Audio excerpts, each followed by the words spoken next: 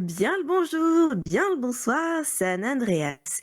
Aujourd'hui, Louise News vous retrouve encore une fois sur cette emblématique plateau en compagnie de personnes tout aussi emblématiques que vous devez commencer à connaître au bout de tous ces mois, messieurs Higgs et Ginette, qui sont ici pour nous parler du mandat déjà passé et de leur futur mandat, de ce qu'ils souhaiteraient mettre en place. Aujourd'hui, le Weasel est avec vous avec des questions un petit peu plus piquantes qu'à l'habitué. Bonsoir messieurs, comment allez-vous? Et bonsoir. Bah ça va bien, hein. Et bonsoir à Comme vous. un mardi. Vous êtes en forme? Joker. Il y en a un malade et l'autre qui est en train de tomber malade, mais ça va. Oh, c'est pas trop le bon timing ça. Bon, je vous propose qu'on rentre tout de suite dans le cœur du sujet. Parce que votre parti, nous le connaissons déjà. Vous, on vous connaît déjà un petit peu plus personnellement. Donc, on est venu vous chercher aujourd'hui un peu plus sur des faits d'actualité. Vous êtes prêts? Toujours prêt. Allons-y. Bien. Pour cette première partie, on va parler de votre mandat déjà passé qui approche gentiment de la fin. Hem, Ce mandat, il a été quand même accompagné d'énormément de violences très variées sur l'ensemble du territoire. Avec, qui est-ce que vous avez le plus travaillé pour essayer de les canaliser?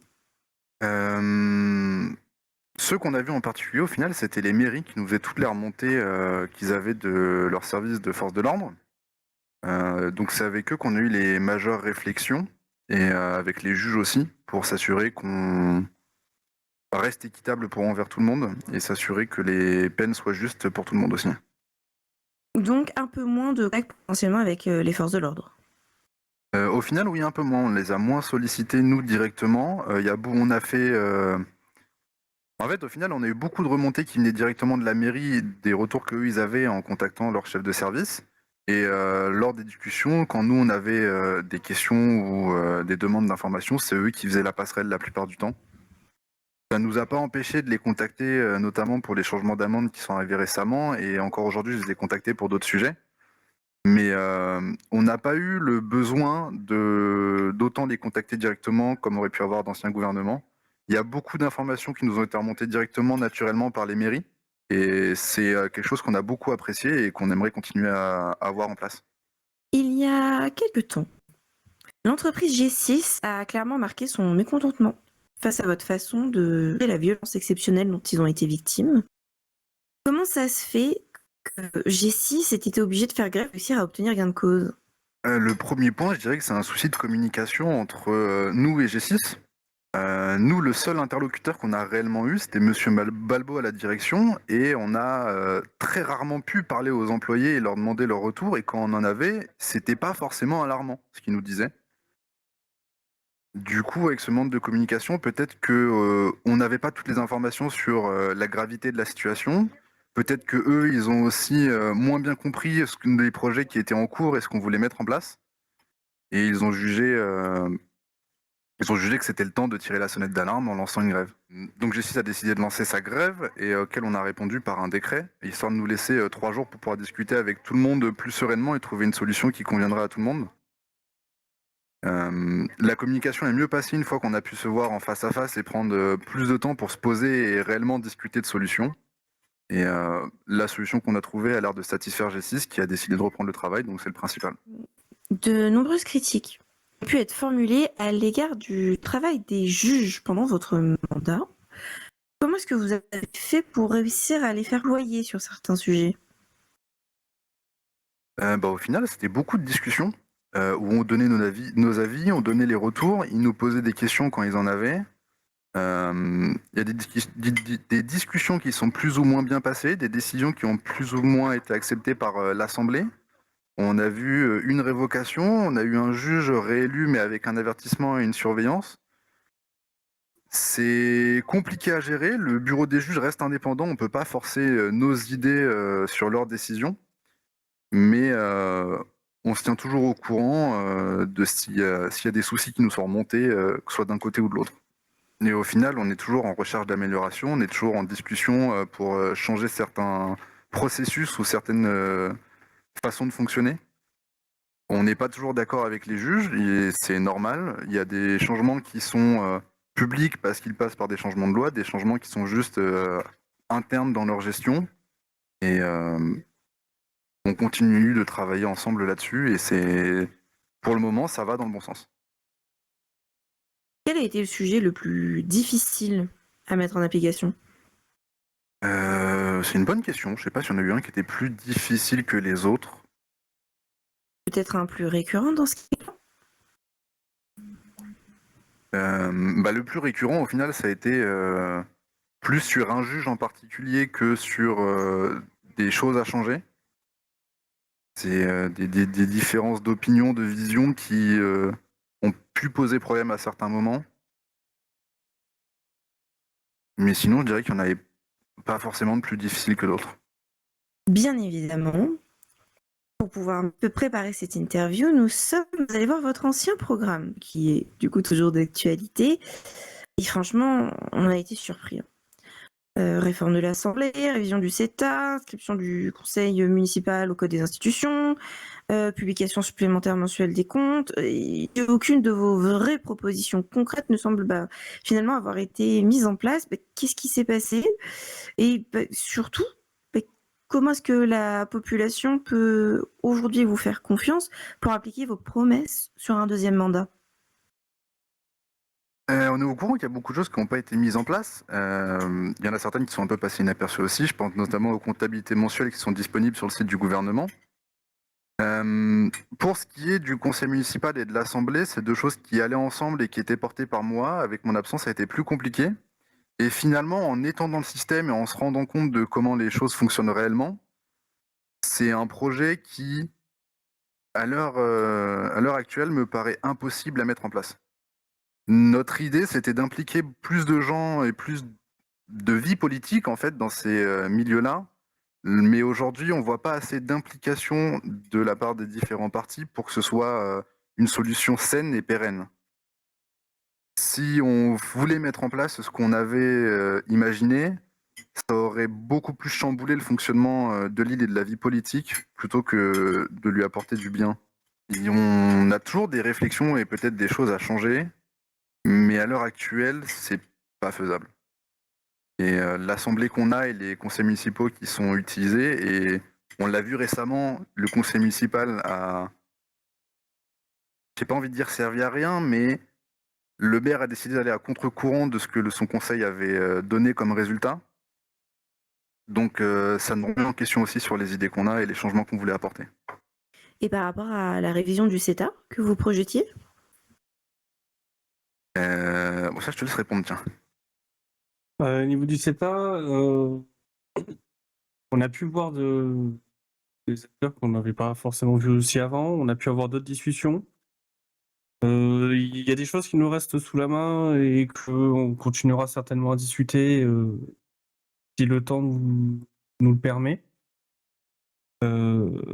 Disons que sur le CETA, on était plus sur des changements de forme plus que des changements de fond. Et au vu des autres affaires qu'on a eu à traiter, elles ont été descendues de la liste de priorités, pour prioriser vraiment les affaires d'urgence qui concernaient les juges, les agressions, G6, et les choses qui ont été gérées publiquement. Pourquoi ne pas avoir communiqué au cours de votre mandat sur tous ces projets abandonnés ou mis en suspens? De mon point de vue, on a fait un gros travail sur la communication, mais je suis d'accord qu'on l'a fait sur les affaires courantes. On a une volonté de continuer à travailler sur nos communications, et ce point des communications, des choses qui étaient plus prévues que les choses courantes, sera sûrement un de nos axes de travail pour ce futur mandat. D'accord, c'est vrai que je vous rejoins sur le fait quand même on a pu être en Mmh. communication assez rapide lorsque vous alliez mettre des choses en place. Vous n'avez pas hésité à vous tourner vers le Weasel News pour qu'on ait les informations en amont. Donc ça, c'était très agréable. Mais c'est vrai qu'en effet, avoir un peu plus de lisibilité sur ce qui se passe un peu en back office, comme on peut dire, pourrait être très profitable à la population, je pense. Bah, c'est des choses sur lesquelles on aimerait, nous, continuer à travailler, continuer aussi à mettre en place et voir comment on va le mettre en place avec notre équipe. Et à côté de ça, vraiment, on veut essayer de vraiment continuer cette communication, qu'elle soit externe ou même interne entre nous, entre les administrations, entre les différents services, entre les différentes institutions aussi. Donc, on a cette volonté d'essayer de créer des habitudes aussi entre les administrations et les institutions pour que même après notre mandat, le travail de communication qui a été fait sur les 3 mois qui viennent de s'écouler, les 3 mois du prochain mandat, puisse rester un maximum en place et profiter à la population et aux futurs gouvernements et institutions. Eh bien, merci pour vos réponses à cette première partie autour du mandat qui s'est passé, qui s'est écoulé. Mais maintenant, on est surtout là pour pouvoir regarder vers l'avenir et autour de votre nouveau programme.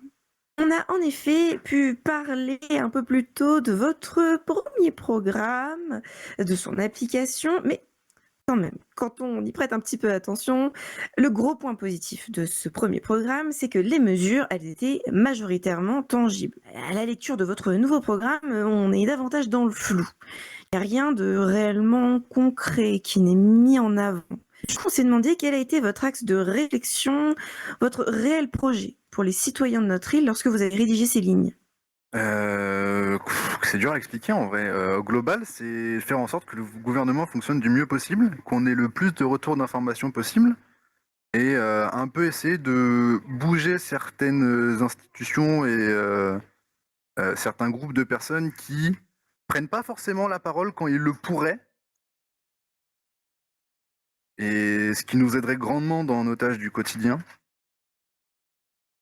Donc on n'a pas de projet ultra novateur en tête, et c'est pour ça qu'on s'est concentré plutôt sur du travail long terme pour faire en sorte de dynamiser un peu tous les acteurs et qu'on évite certaines situations comme la grève justice qui a pu tomber en anticipant avec des discussions plus récurrentes, des remontées d'informations plus précises, ce genre de choses. Vous parlez de plusieurs acteurs, mais en réalité, c'est plutôt des syndicats dont vous parlez, non? Il n'y a pas que les syndicats, il y a aussi la commission employée et commission patronale qu'on n'a pas trop vu en dehors des assemblées au final. On n'a pas trop eu de nouvelles d'eux non plus. Est-ce que c'est parce qu'ils avaient rien à dire ou est-ce que c'est parce que ils attendaient qu'on les appelle pour aller à la pêche aux informations? Je sais pas. Mais ça passe aussi par une communication de nous vers l'extérieur, vers le public, en parlant un peu plus de ce qui est en cours et de ce qu'on fait. On a beaucoup aimé l'exemple des conférences de presse de la mairie sud, et c'est quelque chose qu'on pourrait tenter à certains moments quand on trouverait intéressant de communiquer à la population qu'on a des projets en cours et qu'il y a des nouvelles qui pourraient arriver bientôt, ce genre de choses. Mais du coup, vous n'avez pas trouvé le temps de pouvoir échanger avec la commission patron et la commission employée justement sur ce point? On a pu en discuter avec la commission employée qui nous avait invités à une réunion qu'ils ont tenue. Lors de la sortie de du communiqué de la commission employée, j'ai appelé le représentant employé pour qu'on en discute et qu'on réponde aux questions qui étaient posées. Et il nous a proposé du coup de rejoindre une réunion qui était prévue quelques jours après, à laquelle on a été. Et on a pu dire à tous les représentants employés présents qu'il n'y avait aucun souci à ce qu'ils nous appellent, ce qu'ils appellent le bureau des juges, qu'ils nous fassent remonter des informations directement. Et c'est un travail qu'on fera sûrement avec la commission patron prochainement. Dans votre programme, vous faites état d'un bon fonctionnement au bureau des juges dont vous souhaitez poursuivre le suivi. Sauf qu'en quelques semaines, on a assisté à la révocation du juge Bessner, la démission de la juge Cooper et celle du nouvellement nommé juge Hollenberg. Ça nous pose à nous poser une petite question. Quels sont pour vous les indicateurs du bon fonctionnement du bureau des juges? Il y a plusieurs points. Je dirais que déjà, il faut qu'il y ait une bonne cohésion d'équipe et communication au sein du bureau des juges, qu'il y ait une bonne communication envers nous et la population aussi quand il y a des questions qui viennent de tous les côtés. On veut s'assurer que les décisions restent justes, qu'il n'y ait pas de cas exceptionnels comme il a pu arriver. Potentiellement réfléchir à améliorer certains process, qui sont toujours des améliorations de fond en cours, mais malheureusement avec le départ de 2 juges, ça va être compliqué à mettre en place au début et c'est pour ça qu'on va le faire petit à petit. Les 2 démissions nous ont un peu pris de court et c'est alarmant de nous retrouver qu'avec 2 juges qui n'ont pas forcément des plages horaires qui concordent. On a un juge qui est beaucoup plus là le matin et en journée et un qui est plus là en soirée et du coup, rien que pour eux, discuter entre eux, c'est compliqué. Pour nous, avoir des retours, c'est compliqué potentiellement de voir un des 2 juges. On va s'axer sur le recrutement. On va peut-être être plus demandant aux nouveaux juges qui vont arriver dans une situation délicate. La juge Cooper a toujours 2 semaines de préavis, donc il lui reste 12 jours actuellement avant son départ. On veut recruter au maximum avant son départ pour qu'elle puisse aussi, elle, transmettre toutes ses connaissances et son expérience au sein du bureau des juges. Et à partir de là, essayer de construire quelque chose de stable avec, au final, 3 juges assez nouveaux et un juge un peu plus ancien qui sera là pour les accompagner. Et donc, est-ce qu'aujourd'hui, vous maintenez les termes bon fonctionnement pour le bureau des juges à l'heure actuelle? À l'heure actuelle, il fonctionne correctement. C'est pas parfait, loin de là. Ça sera peut-être jamais parfait, qui sait. Aujourd'hui, il fonctionne. Il y a des petits couacs, des choses qui sont pas trop graves au final, qu'on va quand même essayer de gommer au fur et à mesure, mais j'ai peur que le fonctionnement se dégrade si on trouve pas assez de juges à mettre en formation et à partir du départ de Madame Cooper. C'est le petit moment chiffre maintenant. 133 décisions de justice et 22,9 millions de dollars d'amende. Ce sont des chiffres de mars 2025. Et dans l'histoire de San Andreas, on ne retrouve aucune trace de chiffres aussi élevés. Et pourtant, dans votre programme, rien ne concerne réellement la sécurité. Est-ce que vous êtes devenu tellement habitué par la violence sur l'île que vous ne pensez même pas à l'aborder dans votre programme?